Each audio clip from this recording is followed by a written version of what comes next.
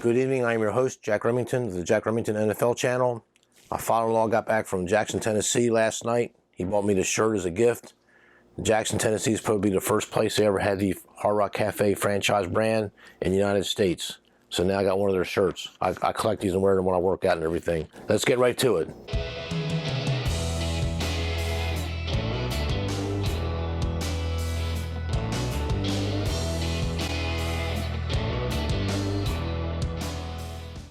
We didn't do too good last week, 2 wins and 3 losses. And to make it worse, I was really sweating. I was looking at 0-5 weekend.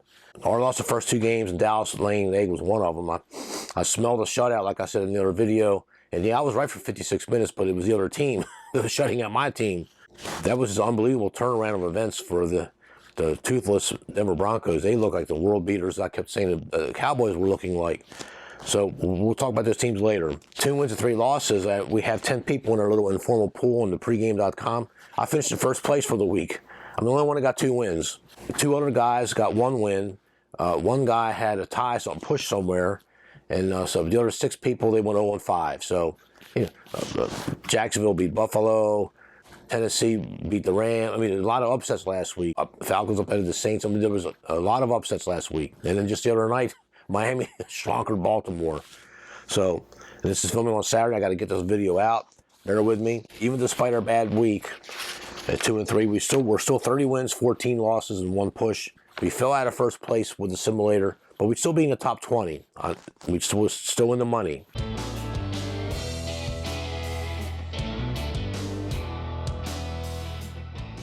Section 2. This is the stale lines. I'll post this up here. Then I'll do a screenshot of the look ahead week 11, and then I'll put up here for the top 10 SUPE that's right now, and you'll see that there's a couple of guys that are 5-0. I think 3 guys went 4-1. A couple went 3-2. There's one guy that did go 2 and 3 like I did. So it happens. But this shows you there's some very good handicappers this year. And if I was going to enter the contest, I'd be fighting tooth and nail with these guys. The winner, the top 20, they're all going to be over 60%, and that's huge for this contest. Trust me, it is. I remember people winning this contest only getting 56%. The better handicapper you are, the better chance you got to winning this thing, and we're in it to win it.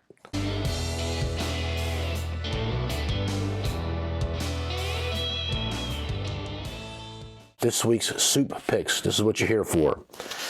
So, pick number 1. We are taking the New England Patriots as a favorite, minus -1.5, hosting the dangerous Cleveland Browns. And I'm getting a lot of pushback, and I run this through people that my family and my friends at work and on the boards, the forums, and Twitter, this and that. And believe it or not, this is the game that they think I'm going to lose. They feel that Cleveland's got the best offensive line of football, and they do.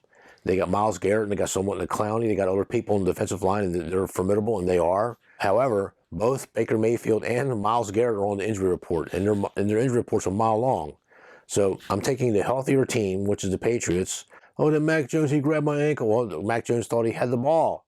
He's trying to make a play, and he's complaining about that. And then he says, "Oh, payback. Happy hunting. We're going to get him." You know, so he's going to do what he's opposing. Mac Jones is on the ground. I played ball when I was a kid. We all played ball when we were kids. He was just trying to make a play. He wasn't trying to hurt the guy. And so I think the Panthers are in trouble because if their defensive ends are saying, "Hey, you can't grab my ankle, it might hurt me," the team's in trouble, and the coach must not have control of his players. I don't know that much about Matt Rule, but he's not making a very good impression on me. You may think, well, he didn't care what you think. Well, you know, 10 million football fans out there, a lot of them might be watching this video, and they're going to agree with me. Matt Rule, you got to get control of your team. You got to make a guy say, "Hey, look, you know, we're going to stand up. We're going to stand on the ground, and that's the way it is." I mean, if you can't do that, then maybe you need to find another sport like tiddlywinks or badminton or something like that. The Browns, on paper, they are a Super Bowl contender. I mean, most NFL fans, they have their top 4 teams. They got the Tampa Bay Buccaneers, they got the Kansas City Chiefs, they got the Los Angeles Rams, and the Cleveland Browns. Okay, the Chiefs and the Browns in the AFC, and the Bucks and the Rams in the NFC. But the Patriots have made some serious strides on their defense the last 3 or 4 weeks. And if I can get the screenshot up here, I got a screenshot from my cell phone from at work. The guy sent it to me. The Patriots in the last 4 games have improved their defensive metrics so much that the next closest team is a whole point behind. And that's the first time this has ever happened since they've been keeping records since 2001. So this is a 20-year record that the Patriots have just set the last 4 weeks. a Tom Coughlin team, a Bill Parcells team, the old Bill Belichick team, they focus on getting the quarterback sack is the biggest play in the NFL. I think Bill Belichick, and he's a defensive genius, he ramped up the offense enough. Now that it's a pendulum with the Patriots. So that's a team that I follow very closely. And I just think the Patriots are going to sneak up on them. And I think the Browns are just, they're still full of themselves. And Baker Mayfield's playing hurt. I mean, well, I've had other videos and even calling a coward the Blazing Five. He's actually a pretty good guy. I mean, his picks are horrible. Well, except for he's kicking ass in college this year. But he gives a good effort. And he follows football pretty closely. And he agrees with me that this the Browns can afford to take another year and let this guy heal. Because if he gets hit, I'm telling you, and I keep saying this video, Baker Mayfield takes a wrong hit, he's out of football. Talk to Burt Jones, number 7, the Rustin rifle from the Colts from the 1970s. So anyway, we're taking the New England Patriots with, I think that they're going to get the running game going, and that the Browns can be run on. And with their defensive line banged up, I think they can be, short dink and dunk passes. That's what Mac Jones is really good at. The Browns have strengths too, but New England's going to outcoach this Stefanski guy. He's too nice. He didn't have any fire. Bill Belichick, he's got the fire. I keep saying in videos over and over again, and I keep repeating myself, coaching is the most important in the NFL. It's more important than college football. Coaching is the most important in the NFL than any other sport. Because you're moving a lot of chess pieces. Chess is the only game that there's no luck. It's all pure 100% skill. It's your mind versus your opponent's mind. In my opinion, the NFL, it's 95% coaching and then 5% luck. Pick number 2, we're taking the Washington football team plus the 9.5, and they're hosting the Tampa Bay Buccaneers. Now, I know what you're thinking. You're making bad picks. But I keep taking Washington, and they keep killing me. And I got off them last weekend. Well, I thought they might have had a bye. Anyway, I can see signs, the eyeball test, you got to watch the games. They're turning it around. They played the Bucs in the wild card game last year and gave them a good fight for the first 3 quarters, and then Tom Brady pulled away in the 4th quarter as expected. But Washington's underperformed this year, but so is Tampa. Tampa's defense is taking a step back, a step and a half back, but so is Washington's defense. They've taken 2 steps back. They've had 2 weeks of rest. I do know that Tampa had a bye, so and Tom Brady, he's an old guy. He's like me. I'm really old. I'm 20 years older than Tom Brady, but he's 44. You get the aches and pains, and you start off and he's a slow starter anyway. So they're going to do just enough to win if they win the game. But put a little sprinkle on the money line just in case. For example, let me tell you what I used to do in Vegas. I would take a game like this. I'd take $1,000 and I would put it on the Washington plus 9.5. I would spend $100, $150. I'd buy a half point. I'd get the Washington plus 10. I would take a quarter of the bet. So I'd be taking $300 and sprinkle on the money line. And more times than not, I'd cash in 2 tickets. But your goal is to cash the big ticket so that way you can cover the money line sprinkle. Pick number 3. We are taking the Minnesota Vikings plus 3. And they're at Los Angeles Chargers. I keep saying San Diego Chargers, forgive me. The Los Angeles Chargers. This is actually a coin flip game. I'm going to tell you why. Chargers are dead last in the NFL against the run. Vikings got a pretty good run team. They can't hold on to leads. Zimmer's on the hot seat. I've seen some Twitter posts. I've seen some other forum posts. I've looked on the Vikings sites and everything else. Zimmer's getting on the hot seat. The Ziggy Wolf is the owner of the Vikings. He's a notoriously impatient man. I think his patience is running thin. Vikings have blown, 4 double-digit leads this year? Really? They had the Bengals beat, but they lost in overtime. I mean, the Vikings, and they had to scrap and scrape and everything to beat the Lions 19-17 5 weeks ago. I mean, a game that they should have lost. So, and they started 0-3. Teams that start 0-3, they don't usually do much, but it's a different NFL. I mean, if a team can get on a roll, 0-3 teams can make a run at it. When I was a younger boy, when there was a 14-game schedule in the NFL, when the teams are 0-3, they never. When a game, a 16-game playoff, I think the very first year, I think Buffalo started 0-4, and they made the playoffs, but they got destroyed the first round. 2 years later, the San Diego Chargers did it, started 0-3, they started 0-4, and they made the playoffs, got destroyed the first round. When you go 0-3 and 0-4, it's usually bad, but in modern NFL, that you got 2 extra games that could make up some ground. Anyway, I hope I explained that right. This game is the coin flips because if the Vikings get the double-digit lead this time, Zimmer knows he's got to hang on to it. He's going to just pound that ball and run the clock. Even he's got to punt a couple more times. That's 4 minutes a crack. It's 5 minutes a crack. They might be able to hang on. Now, if the Chargers get up double digits, I think the Vikings are toast. They're not a good comeback team. And Kirk Cousins is so inconsistent. I think he's on the field. He's got a New Orleans Saints uniform on when he's playing. So we're going to take the Vikings plus the 3. It's been bet in the live markets. It's been bet down to 2.5. There's some 2s out there. And by game time, this could be a pick 'em. And I'm not bashing the Chargers. The Chargers are a good team, and I like Justin Herbert. But I think teams have figured him out. They've got enough tape on him now. And he's sort of one-dimensional. He's not good with the screen pass. He's not good reading the defenses for checkdowns. And it's things that I know as a football fan, watched football this is my 6th decade watching football. I've watched over 4,000 football games. And I'm going to start putting my old tickets up that I've saved from years ago.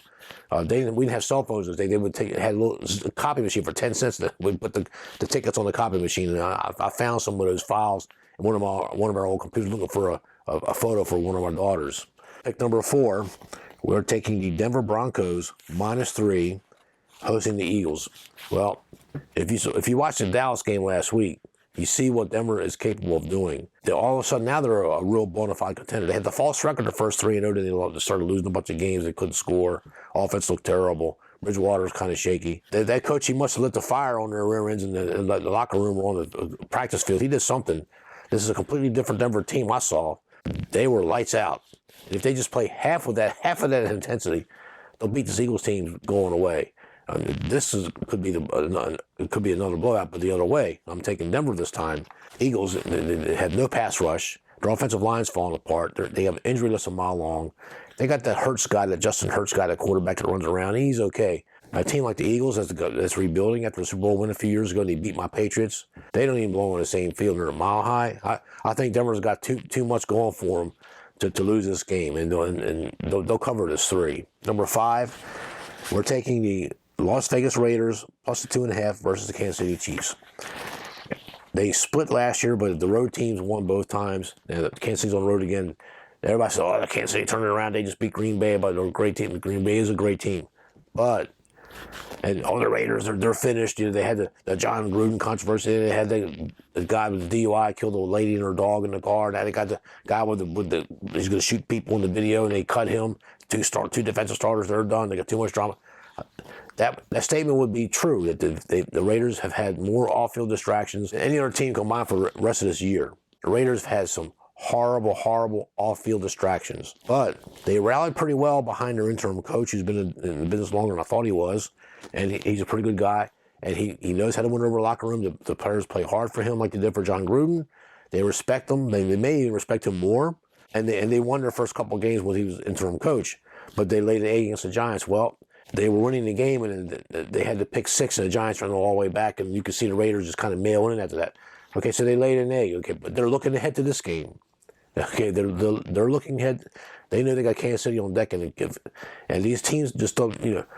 The question of this video should be titled, "Who wants to win the AFC West?" I mean, the Chargers had their chance to really take a big lead in this division, but then they dropped a few in a row. Then we bet against them. We had the Ravens that time. The Raiders, they lose to the Bears at home, but that was it was still both. The team was still completely distracted with this Gruden email crap, and you could see that they were just Gruden hanging. I never saw Gruden hang his head down low ever.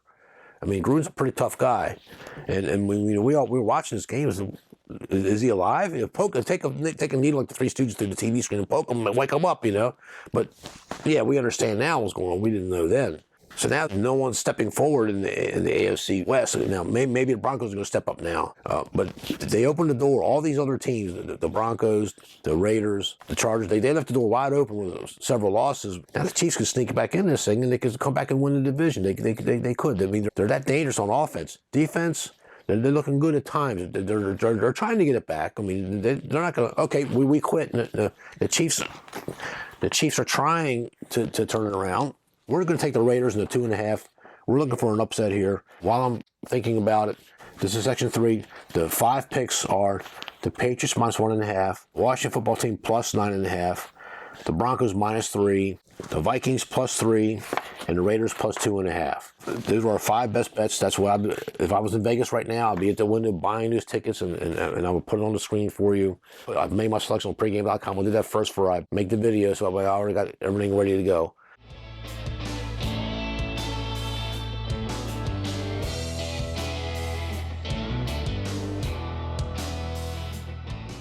Section 4, the teasers. We won 3 in a row. Now we're only down to 115 for the season. At the very beginning, somewhere early in my NFL channel videos, either week 1 or week 2, I always say if you start losing your teasers right away, you do 1 teaser a week, 1, until you get in the money, using their money to do this. So now we won 3 in a row now, only down a buck 15, which is nothing. It's a flesh wound. You know, it's just taking your wife out to dinner for one night. So this week, our 2-team teaser, and I know I keep using the 7.5. I keep telling by just you stick with the 6. The juice is a buck 20 is bad enough, but I need a 7.5 because to get the points a certain way. And our 2-team teaser this week, we're taking the Saints. That's giving us plus 10.5, and they're at the Tennessee Titans, which I'm looking for letdown, and I'll talk about that when we go over to Section 5. Lions plus 16. They're at Pittsburgh. I just think that's a good bet. I think the Lions, they've had 2 weeks to think about that. They're 0-9, and they're going to come out smoking. Pittsburgh, they should be 9.5 points favored over anybody. I mean, they have won 5 in a row. I'm not knocking the Steelers, and when I say these things, I'm not putting down the teams. I'm not mocking or making fun of them. I'm giving you the evaluation of what I feel what the teams are. Big Ben's getting a little bit into shape from the old days, but he's getting old too. I mean, I like Ben Roethlisberger. I like all the players except for the real radical ones. We know about that. I just think that the Steelers will probably win the game. I think I'm looking for like a field goal in overtime, but we're getting 16 points on the teaser, and we're getting 10.5 with the Saints. So I like our chances in this teaser, and if we win this one, we'll only be down $15 for the season. The deuce is a buck 35. So if I lose this one, the 135 plus 115 will be down 250 again. And we've got to start scrapping and see if we can put another string together. And it may take the whole season for us to get out of the hole. That's okay. When you do what I'm doing with the teaser section here, and I lost my first few teasers in the first few weeks. Buffalo got beat by Pittsburgh in week 1. I can't remember some of the other ones. And the ones I can remember, I'll put some screenshots while I'm talking here. Forget all this. Forget all this. If you don't have money management skills, you got no business being in this business. Okay, I don't care how good you think you are, how good I tell you are, how good I tell you how I am, or I used to be, or I want to be, or whatever. That's all meaningless. It's all talk. Talk is cheap. Your money management, those X's and O's, those zeros and dollar signs in your checkbook, and your savings account balance, and your brokerage account, that's what counts. That's the real score. If you can't manage your money, I can't help you. I can barely manage my own money, but I do have the money management skills to do this, and that is the #1 skill. I don't care about any handicapper is going to tell you, "Oh, don't worry about that guy. He don't know what he's talking about." I do know what I'm talking about. The #1 and the only skill you need to start with is money management, and this teaser proves it. Okay, enough of that.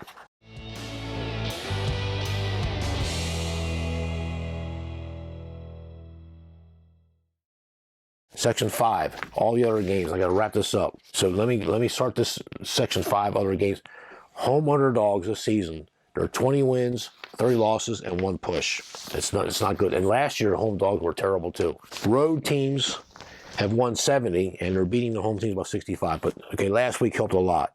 Week 7, the home teams won 9, and they only lost 4. That kind of started closing the gap. The favorites versus the underdogs through week 9. The dogs, because of last week, dogs won 9, and the favorites only won 5. Last week was the dog week. The Jacksonville beat the Bills. The Titans beat the Rams. The other upsets. The underdogs are 69 wins. The favorites are now 64 with 2 pushes. And so if you were a person that is blindly betting against the home dogs, you'd be making some money. You'd be batting 60%, 62%. So that I know that's nothing to see that. However, Dolphins just won this past Thursday, so maybe the home dogs are going to turn it around now. We did have Washington as a home dog for one of our picks, and we got the Raiders. So we got 2 home dogs here. So wish me luck. The first game is Colts -10. They're hosting the Jaguars. It's a division rivalry. My lean would be on the Jaguars. I just think that the Colts will probably still win the game. They're in love with the Colts. Everybody's betting the Colts. With Jacksonville's terrible. Well, they just beat the Bills. They beat them good. No one saw that coming. Trust me. And you're going to find out that Urban Meyer is a good coach when he's not twerking with these young girls or these other women at the local bar. I felt bad for his wife. She tweeted out something to the effect, I'm paraphrasing. She goes, "Well, I'm home watching the kids. Have fun." I mean, if If that was me, I'm confessing. If I got busted like that, I'm on Elon Musk's spaceship to Mars and never returning. I'd be so embarrassed. I'd be so red-faced. I wouldn't be able to come home. Oh well. And the look on his face at the press conference, he was looking for Elon Musk's spaceship to Mars too. Okay, I scratched this game. I was going to take the Falcons plus 9.5 at the Cowboys because I was angry at the Cowboys for laying that egg and embarrassing me. But I can't blame the Cowboys. I blame myself for making the bad pick. So I should have known the Cowboys were going to lay an egg, and I should have known that Jerry Jones pushing McCarthy to put Dak Prescott in too early, and it showed. He's not ready yet. He's playing hurt. And you got to be able to evaluate. This is a good time for me to stick this in here. But Derrick Henry, I kept saying, you know what? He's going to get 155 yards against the Chiefs, and you only got 80 or 60, whatever it was. It was less than 100. I gave Kansas City credit. Kansas City's defense played good at times, and even though we had the right play with Tennessee, but Derrick Henry was playing hurt. And they still won the game. I get all that. And now Derrick Henry's gone for the season. He's hurt. He's playing hurt. So there's some guys that are tough guys out there, and they don't want to. You know, Jack Youngblood played a game with a broken leg. He didn't want to come out of the game. He told the coach, I'm not coming out. You know, there's some guys like that in the NFL. For those of you who remember Jack Youngblood of the Rams, they just, Jack Lambert of the Steelers, he had a hard time getting him out of the game. In basketball, Wilt Chamberlain, he hated taking plays off. In the 60s and 70s, those guys played ball for basketball. And Wilt Chamberlain is my favorite basketball player. I know I shouldn't be talking about basketball in a football video, but I'm trying to illustrate to you that there are some guys, they want to play. They're there for that. Their minds and their lives are devoted to what they do. And Wilt Chamberlain is one of them. You got to give it to him. But we scratched that game. But my lean is still on the Falcons, but it's just too many points. And I think the Cowboys still got a little bit lingering. And they're going to keep playing Dak Prescott, which I think is a mistake, but it's not my team. It's Jerry Jones' team. And he's going to do what he wants with it. That's just the way it's going to be until he either passes on or he sells the team. I don't want him to win the Super Bowl for the reasons why I outlined in the last video. Next game, Bills minus 11.5 versus the Jets at the New York Jets. The wheels came off. I mean, they gave up a lot of points last 3 games. They gave up 54, and Mac Jones and Bill Belichick hung 54 on them at New England. But I'm looking for the Jets to bounce back. But you know what? We lost 3.5, 4.5 points on line value with the SUPE here. So this line, the stale line doesn't change. The Bills minus 11.5. It's still, there's still some 13s of 13.5s out there offshore that I saw. A couple 14 rogue 14s. So because we lost so many points on the line value, we scrapped that game. Mark White for the Jets. He's going to play for the Jets. I mean, I liked our chances, and it's a division rivalry. They know each other well. So, and the Bills must got a hangover from last week. Oh, Jacksonville, they did what, you know? And if the Bills win, they'll do just enough to win the game. So my lean is on the Jets. Titans minus 3 versus the Saints. You know I love the Titans. I've been taking them every week, and they're the number 1 ranked team in the AFC right now. However, they just had a grueling game against the Rams where their offense didn't do squat. Their defense got them the first 14 points. I mean, their defense got those pick sixes against Matthew Stafford in a bad game. And we were hoping for a bad game. We took Tennessee needing a bad game. I think it'll be for a letdown. Now, the New Orleans Saints here, this is a very interesting team. They are the most inconsistent team in the NFL this year. They slunk on Green Bay the first week, 38-3, and they were underdog. They lose against the spread. Their whole season is win, lose, win, lose, win, lose, win, lose. So they lost last week. They got upset by the Falcons at home. And I had a 3-minute segment of my last video talking about how good Coach Sean Payton was to warn his team. Look, they did this to us when we were 8-1 and they were 1-8. They come in there and slonker us 24-9. They hold 3 field goals with Drew Brees. We got to make sure it doesn't happen again. And it happened again. So that's why. But I was smart enough not to put them on the pool. So that was good on my part. However, but the Saints, I'm looking for them to bounce. This is their week to win against the spread. They're only getting 3 points. So it's like the odds makers they're begging you to take the Titans, this big team. They've knocked off the Raiders, knocked off the Chiefs, knocked off this one, knocked off that one. You know, even though Derrick Henry's out, they still got and Tannehill. I still say is a top 5 quarterback in the NFL. He's been playing bad. He's been throwing some uncharacteristically high number of interceptions for his career, but he's been playing with a lead most of that time. So if he's not playing with a lead, I don't think he makes these interceptions. One thing leads to another. My lean would be on the Saints. I'll just close it at that. The Steelers minus 8.5 versus Lions. We lost a little bit of line value, and the look-ahead line I think was Steelers minus 11. There are still some 9s and 9.5s out there. 8.5 is a pretty dead number. But I like the Lions' chances to show up. They've had a couple weeks to think about where they're at. And the Steelers are not that dominant of a team that they were. And then the Lions are on our teaser. And the Saints are on our teaser too. Cardinals minus 10 versus the Panthers. My lean's on the Panthers. I'm looking for a bounce back. I think Kyler Murray's questionable. He's probably not going to play. Cardinals are going to do just enough to win the game, if they can win the game. I just think 10 points is too many points. I mean, the Panthers are going to bounce back despite that crybaby. Oh, Mac Jones grabbed my ankle. I mean, I can't believe he allowed that to get to the public. Especially after they lost 24-6 to the Patriots. Supposedly a toothless Patriots team. Packers -3 versus Seahawks. This is what I call a contingent bet. If I could find a bookie or a sideline bookie to do an if bet or a proposition bet. If Aaron Rodgers is playing, I'm taking the Packers. I don't care about the Seattle. I know Russell Wilson's supposed to be coming back. I don't care about that. I want Rodgers on that field. They're trying to cancel culture him for his anti-vax stance or whatever. That's nonsense. Who cares what he says? He's a quarterback. He's not a doctor. What do you care, right? Do you care what I say? No. And so what do you care what he says about COVID? Just deal with it. You know, it's a football channel. It's not a medical channel. Huh? Would you want me to be in charge of a medical channel and give you medical advice? Really? If Rodgers plays, my lean is on the Packers. If he doesn't play, it's a pass. The last game, I struggle with this one. The 49ers, they're home underdogs against the Rams. The Rams got spanked by the Titans' defense last week. But the Rams held the Tennessee to, what, 70 yards?